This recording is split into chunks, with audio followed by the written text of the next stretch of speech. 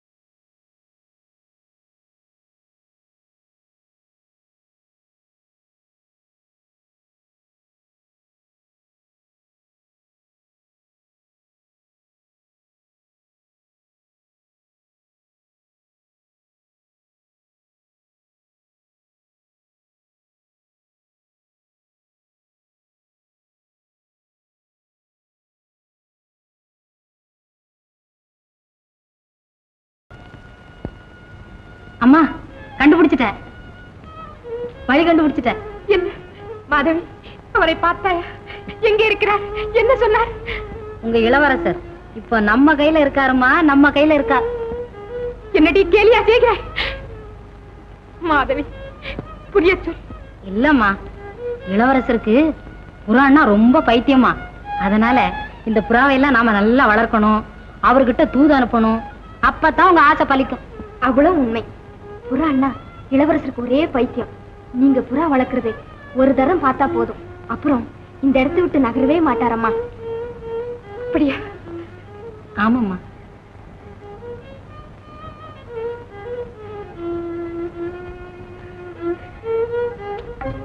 மன்னிக்க வேண்டும் மகாராணி, எதிர்பாராத நிகழ்ச்சி. குருகுலத்தில் பயின்ற பழக்கத்தினால் இருவர் உள்ளத்திலும் நேர்ந்த பாசம் இப்போது பெரும் புயலாக மாறிவிட்டது. புயல் இல்லை கவிஞரே, செந்தல் என்று சொல்லுங்கள். வசந்த மழைக்கும் வாலிப உறுதிக்கும் தடை விதிக்கும் சக்தி உலகத்தில் இன்னும் தோன்றவில்லை. கவிதைக்கும் கருத்துக்கும் காதலுக்கும் தடை விதிப்பது இனி சாட்சியங்களே தேவையில்லை. குற்றவாளியே நேரில் வந்து விட்டார். குற்றவாளியா? ஏனம்மா அழைத்தீர்களா? மகனே. பார்த்தீர்களா தாயே தங்கள் புத்திரரை? ஒன்றுமே தெரியாதவர் போல் தங்களையே கேட்கிறார். சுமந்திரா, ஆரம்பித்து விட்டாயா அம்மாவிடம் போல் சொல்ல? சுமந்திரன் ஒன்றும் சொல்லவில்லை மகனே, எல்லாம் தெரிந்து கொண்டேன். என்னம்மா? வாழ்க்கை உன்னை வா வா என்று வரவேற்கிறது. கனகாங்கிக்கும் உனக்கு கல்யாணம் சீக்கிரமே நடக்கிறோம்.